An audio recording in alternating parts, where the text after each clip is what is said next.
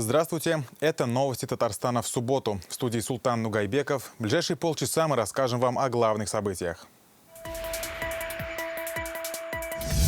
Живой коридор и бесконечные слова благодарности.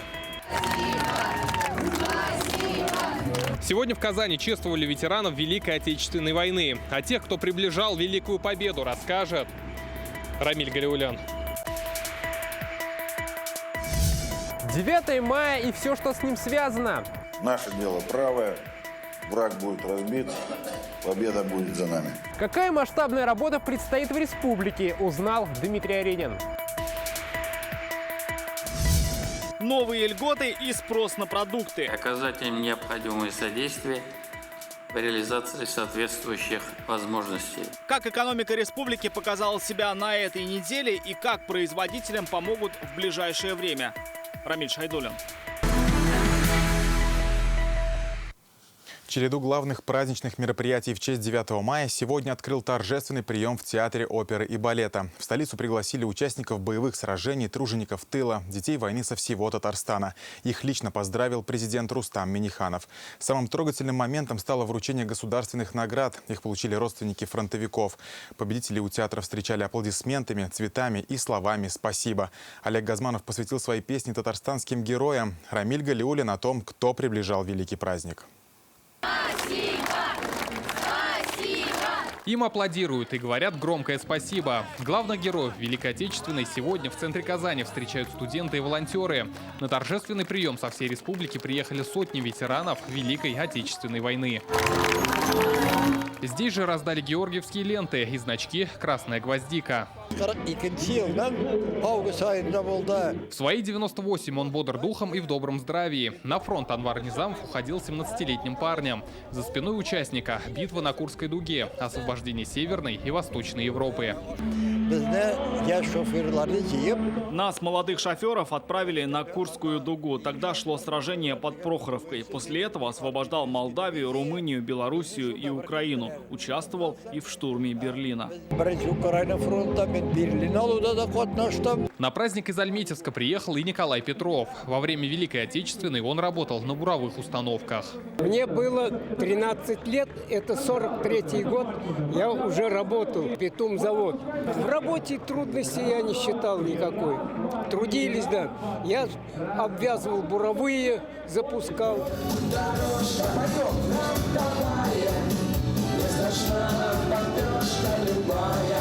Для них сегодня праздничная программа. В зале те, кто выдержал все ужасы войны и вернулся победителем. На фронт в годы Великой Отечественной войны отправились больше 700 тысяч татарстанцев, больше половины из которых не вернулись.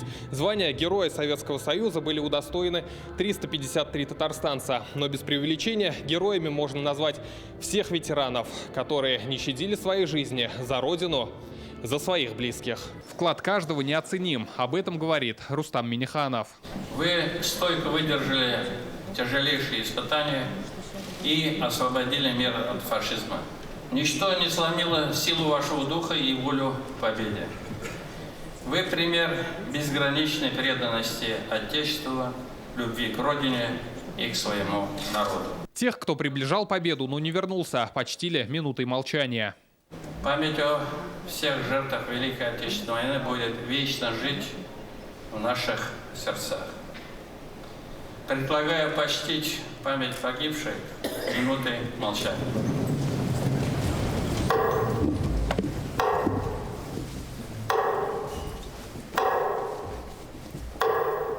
Сегодня сыны и дочери получают награды своих отцов и дедов. К ордену славы 3-й степени документы президент вручает дочери Фатхуддина Садыкова. Должен был вручиться в мае 1945 года за совершенный подвиг при освобождении Австрии. О существовании этого ордена славы он сам и не знал. Мы это обнаружили в архивах. За образцовое выполнение боевых заданий командования на фронте. Удостоверение к ордену Красного Знамени за своего деда получает Николай Урюпов. Иван Медведев был пулеметчиком, оборонял Ленинград.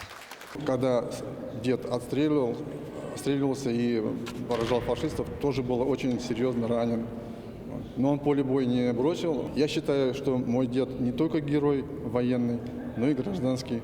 Воспитывал после войны 16 детей. В самые тяжелые годы они проявили самоотверженность, выдержку и мужество. В их честь сегодня песни и самые громкие аплодисменты, и самые теплые поздравления от Олега Газманова.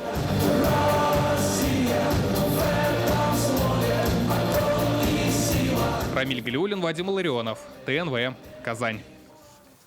Рустам Минниханов сегодня призвал провести День Победы в республике на самом высоком уровне. На субботнем совещании в Доме правительства президент подчеркнул, нужно дойти до каждого ветерана, чтобы поздравить их и оказать всю необходимую помощь. Также Рустам Минниханов попросил принять активное участие в шествии Бессмертного полка, который после двухлетнего перерыва в этот раз пройдет в традиционном формате. Президент отметил, уровень празднования должен быть высоким не только в столице, но и по всей республике. Понятно, что мы в Казани очень масштабно, красиво проводим все эти мероприятия, связанные с Днем Победы. Такие же мероприятия должны быть организованы в каждом городе, в каждом районном центре, ну и в каждом населенном пункте. Сегодня мы еще раз осознаем, какой ценой наша страна добилась этой победы, какие были потери. Мы должны опять вспомнить подвиг наших предков в этой большой победе. Сегодня президент поручил готовиться к 80-летию Победы. Об этом Рустам Минниханов заявил на заседании Республиканского оргкомитета. Здесь собралось все руководство республики. Обсудили не только предстоящее 9 мая, но и большой спектр вопросов. Это увековечивание памяти фронтовиков, уточнение данных о вкладе Татарстана в победу, усиление патриотической работы. Как отметили, сегодня эти вопросы актуальны в связи со спецоперацией на Украине. Дмитрий Аренин о ключевых тезисах заседания. В Татарстане главной площадкой празднования Дня Победы станет площадь Тысячелетия. Сейчас здесь уже смонтирована трибуна. 9 мая на площади состоятся праздничный концерт и прохождение войск Казанского гарнизона. Как отмечают организаторы, лучшее место для просмотра – это склон Казанского Кремля. Пройти на него можно будет со стороны Кремлевской набережной и от метро Кремлевская. К празднованию Дня Победы в Татарстане все готово. Об этом сегодня доложили на заседании Республиканского оргкомитета. Огромное количество мероприятий, и здесь вся республика. Очень большая роль наших ветеранских организаций. Сегодня в республике 18 тысяч ветеранов Великой Отечественной войны. Еще 7 лет назад их было 77 тысяч. Ветеранам нужно уделять еще больше внимания. Сейчас для них действует программа социального обслуживания, диспансеризации, обеспечения лекарствами и жильем. С начала реализации программы по обеспечению жильем ветеранов Великой Отечественной войны из федерального бюджета было перечислено более 20 миллиардов рублей. 19 132 ветерана получили субсидию на приобретение жилья. В годы войны Татарстан был надежной тыловой базой Красной Армии. Республика давала фронту более 600 наименований оружия и снаряжения, а еще снабжала различным продовольствием. Указом Рустама Минниханова 14 заводов республики получили звание предприятия трудовой доблести. На зданиях будут установлены памятные таблички. Фактически предприятия Татарии ежедневно одевали полк и обували дивизию. Нужно продолжать работу по установлению достоверных сведений о вкладе татарстанцев в победу. В 28 томов книги памяти занесены почти 380 тысяч имен погибших на фронте. Также систематизированы данные о 260 тысячах жителей республики, вернувшихся с войны. Вопрос о цене Великой Победы и сохранении памяти о ратном и трудовом подвиге народов на протяжении послевоенного времени, особенно сегодня, тесно связан с проблемой различных фальсификаций событий летописи народного подвига в Великой Отечественной войне. Государство, общество и личность сталкиваются с желаниями и позициями извратить историю, и особенно героизм наших отцов и дедов, пересмотреть роль Красной Армии в разгроме нацизма. Сегодня мы имеем достоверную и нравственную позицию, чтобы противостоять этим извращениям. И сегодня татарстанцы выполняют воинский долг и борются с нацизмом на Украине. Рустам Минниханов поблагодарил участников спецоперации и предложил почтить память павших. Верные присяги выполняют свой священный воинский долг.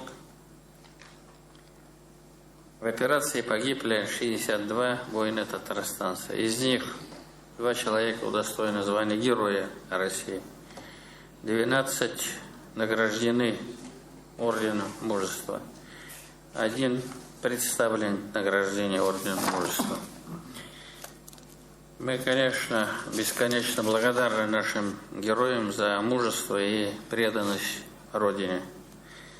Сыны Татарстана во все времена мужественно защищали свою родную землю, свою страну. Память о погибших участниках Великой Отечественной войны и специальной военной операции предлагаю объявить минуту молчания.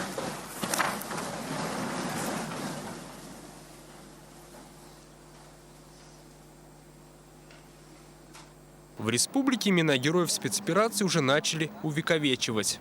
Сегодня в училище ведется огромная работа по увековечиванию памяти выпускников.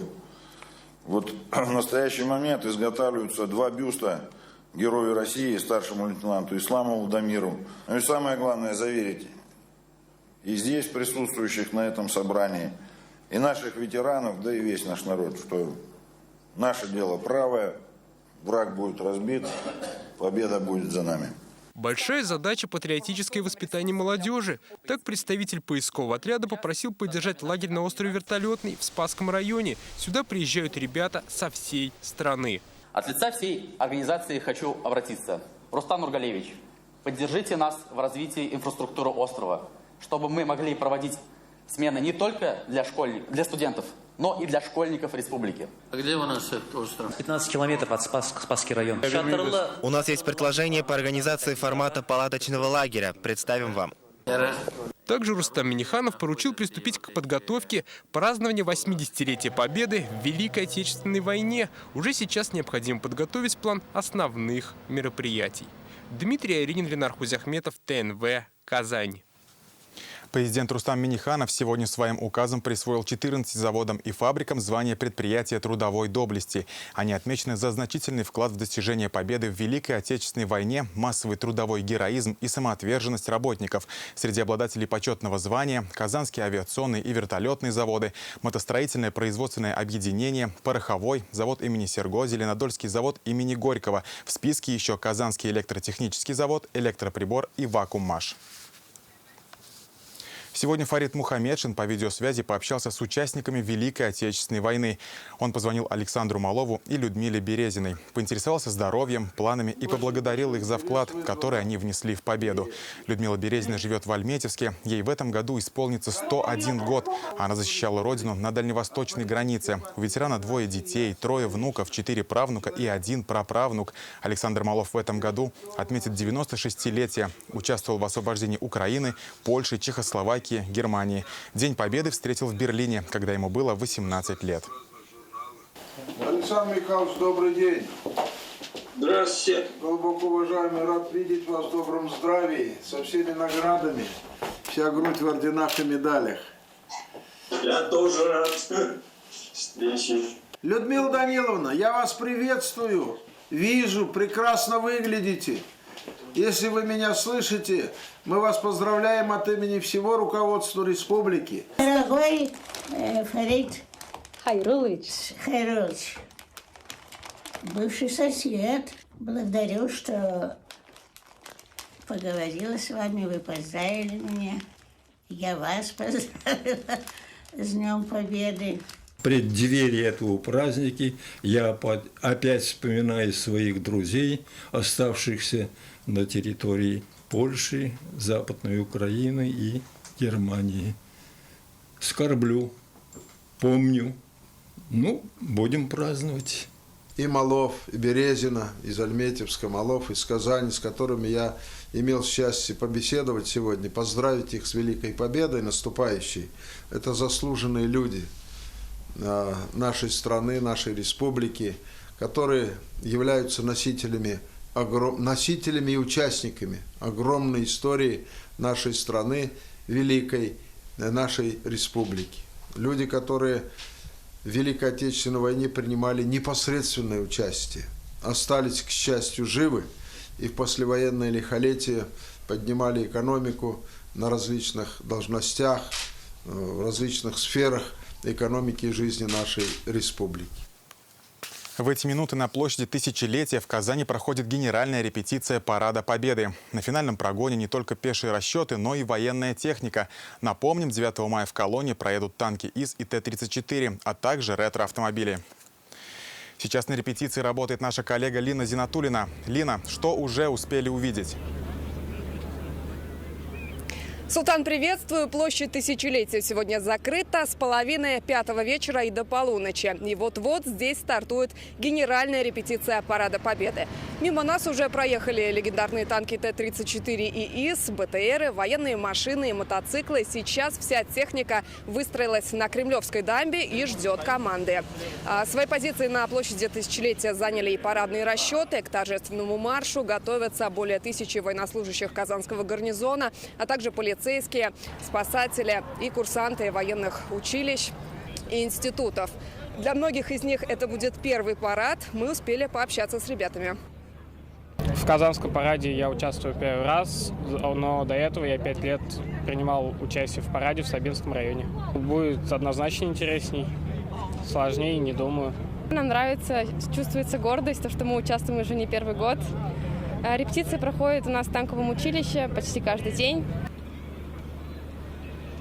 Ну а мы все еще ждем начала торжественного прохождения войск и техники. А я напомню, что 9 мая Парад Победы стартует в 10 утра. И лучшей точкой для его просмотра станет склон Кремля. Пройти на него можно будет со станции метро Кремлевская и со стороны Кремлевской набережной. И, конечно, парад, как и другие праздничные мероприятия, 9 мая наш телеканал будет транслировать в прямом эфире. У меня пока все. Султан, тебе слово. Спасибо, Лина. Это была наша коллега Лина Зинатуллина с генеральной репетиции Парада Победы.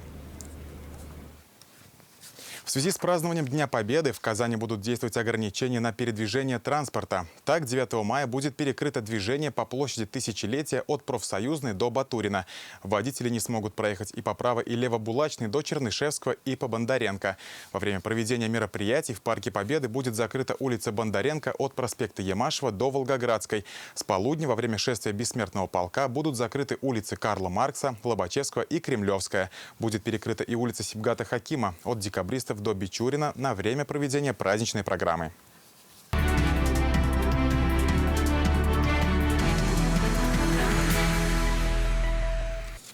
Своевременно доводить информацию о мерах господдержки до предприятий республики, призвал сегодня Рустам Минниханов Министерство экономики и отраслевые ведомства. Об этом он заявил в Доме правительства, где еженедельно обсуждают экономическую ситуацию. Президент подчеркнул, одна из основных задач – поддержка экономики и занятости граждан в сегодняшних условиях. О новых мерах поддержки и ситуации в республике за неделю расскажет Рамиль Шайдуллин. В рамках антикризисных мер правительства России. Встречу начинают с новости о мерах федеральной поддержки. За неделю 239 заявок от татарстанских предприятий малого и среднего бизнеса получили одобрение почти на 2 миллиарда рублей. Рустам Минниханов озвучивает, кому и как решено помочь на уровне страны. В соответствии с поручением президента страны Владимира Путина утвержден перечень видов экономической деятельности, по которым предоставляется годичная отсрочка по уплате страховых взносов. Перенести уплату страховых взносов на год разрешат предприятиям, представляющим товары на внутренний рынок. Также расширены условия программы льготного кредитования для системообразующих организаций АПК. Кроме этого, правительство поддержало и внесло на рассмотрение в Госдуму закон о праве досрочного выкупа лизингового имущества. После вступления документов в силу фермеры, перевозчики и другие предприятия, у кого есть техника в лизинге, переплатят всего процент от ее стоимости. Министерство экономики совместно с отраслевыми министерствами и ведомств следует своевременно доводить информацию о мерах поддержки до предприятий, оказать им необходимое содействие в реализации соответствующих возможностей. Экономическая ситуация в республике стабильная. Об этом рассказал министр экономики. Он напомнил, на ряд товаров в стране разрешен параллельный импорт и отметил, организациям необходимо максимально использовать возможность замены импортного товара. В частности, через республиканский маркетинговый центр. Только за неделю районы дополнительно выявили и передали в их базу больше 1000 новых позиций товаров, аналоги которых раньше закупали за рубежом. Что касается продуктов продуктов питания ситуация стабильная. По словам Мидхата Шагиахметова, на майские праздники незначительно вырос спрос лишь на мясо кур, макароны, рис, сахар и бобовые. Меньше стали брать муки и растительного масла. С учетом анализа баланса потребления, наличия запасов, в целях обеспечения дальнейшей стабильности товарных рынков, Министерство сельского хозяйства и продовольствия совместно с Министерством промышленности, наше муниципальное образование необходимо оперативно прорабатывать возможности своевременного завоза основных социально значимых товаров. Как отметили на совещании, сейчас объем основных товаров в торговых сетях и распределительных центрах достаточен для удовлетворения спроса населения. Ситуация на контроле оперативного штаба. Рамиль Шайдулин, Марат Хусаинов, ТНВ, Казань. Сегодня в России День радио. 7 мая, 127 лет назад, Александр Попов создал первый в мире радиоприемник. Это и стало началом эпохи радиовещания. Сегодня в Казани организовали семейный праздник в IT-парке. Собрать свое радио, отправить сообщение по азбуке Морзе, получить электрический разряд с помощью катушки Теслы сегодня могли все, кто пришел. Кто-то устроил гонки на радиоуправляемых машинах, кто-то выходил в прямой эфир из мобильной радиорубки. Своими секретами с горожанами поделились и сотрудники МЧС. В IT-парк они приехали со своей станции связи. У меня дети маленькие, но несмотря на это, им интересно. Они сходили на мастер-класс 3 раза сделали брелки, сходили, сделали радио. Знание техники никогда не мешало. Тем более мы сейчас в такое время живем, что чем больше образования технического, тем лучше. Техника у нас все пропитала. Пригласили сегодня в IT-парк ветеранов и сотрудников отрасли. Это те, кто создает информационные технологии, обеспечивает бесперебойную связь, доставляет почту, работает на радиостанциях. Для них организовали большой концерт. От имени президента Татарстана с профессиональным праздником их поздравили вице-премьеры Шамиль Гафаров и Роман Шайхутдинов. Сегодня Татарстан один из самых продвинутых с точки зрения развития и проникновения услуг фиксированной связи, мобильной связи. Низкий поклон ветеранам, большие слова благодарности. Это авангард отраслей экономики. В отрасли связи информационных технологий у нас работает более 46 тысяч человек. Мы обеспечим почти 3% валового регионального продукта. Но самое главное, вы обратили внимание, связисты, они очень дружная семья. Тысячи жителей республики в этом году присоединятся к акции «Бессмертный полк». Спустя 2 года он вновь пройдет по улицам городов. В Казани маршрут традиционный – от Карла Маркса до площади 1 мая. Аудиосопровождение акции будут обеспечивать наши коллеги с Булгар-радиосе. Для этого подготовлен специальный плейлист. В нем песни военных лет на русском и татарском языках. Бессмертный полк победы и весны. В День Победы Болгар-радиоса станет аудиосопровождающим акции «Бессмертный полк».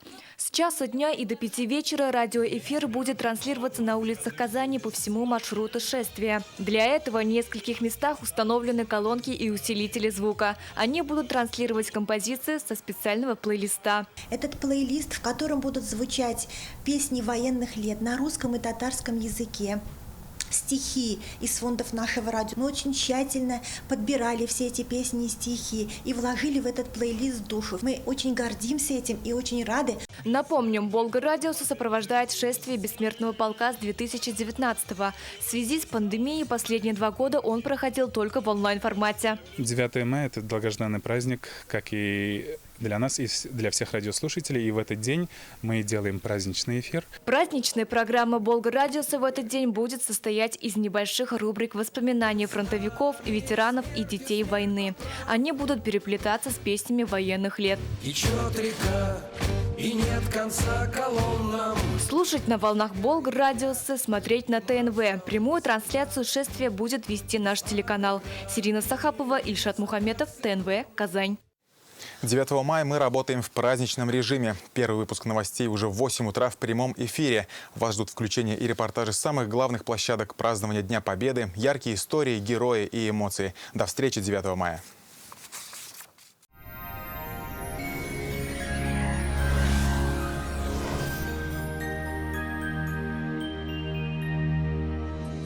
Здравствуйте! Наконец-то погода сжалилась над нами и в выходные решила побаловать теплом. По данным сервиса Яндекс.Погода, в Бугульме, Бавлах, Азнакаево благодаря антициклону с запада солнечная и сухая погода продержится еще несколько дней. Ясно будет и сухо в Нижнекамске, Набережных Челнах, Елабуге. Без сильных порывов ветра, тепло, яркие лучи солнца будут радовать с самого утра. В Агрызе, Менделеевске, Актаныше температура повысится до плюс 18, а вероятность осадков будет небольшой. В Арске, в Кукмаре, Балтаси также без осадков и очень тепло, плюс 17 на термометрах. Умеренный южный ветер и солнце добавят настроение. В Болгаре, Држаном, Буинске осадки не ожидаются. Тепло и комфортно, до 20 градусов днем. В Альметьевске, Чистополе, Мамадыше намного теплее, чем накануне, будет сухо и ясно. В понедельник набегут облака, но тепло сохранится. А в последующие дни с атмосферным фронтом атлантического циклона снова ожидаются дожди и снова ощутимое похолодание. Федеральная сеть медицинских центров «Доктор Ост». Лечение самых сложных заболеваний позвоночника и суставов без боли и хирургического вмешательства. За 12 лет в 10 городах России врачами клиники отменено более 70 тысяч операций. Боль в коленях становится пыткой. Поставили мне протез, а он не прижился. Встать на ноги я не смогла. В «Доктор Ост» пообещали помочь спасти уцелевший сустав без операции. С помощью инъекций нового поколения мы научились восстанавливать утраченные хрящевые ткани и возвращать подвижность сустава. От протезирования я отказалась. Очень надеюсь вылечить оба колена и больше не вспоминать про боль никогда. В Казани малооблачно, солнечно и без осадков. Ночью плюс 5, а днем до 18 градусов выше нуля. Ветер южный, умеренный. Атмосферное давление выше нормы 766 миллиметров ртутного столба. Влажность воздуха 35%. В магнитном поле Земли спокойно. О погоде все. В студии была Лейла Латыпова. Приятных и теплых выходных в круг близких. До свидания.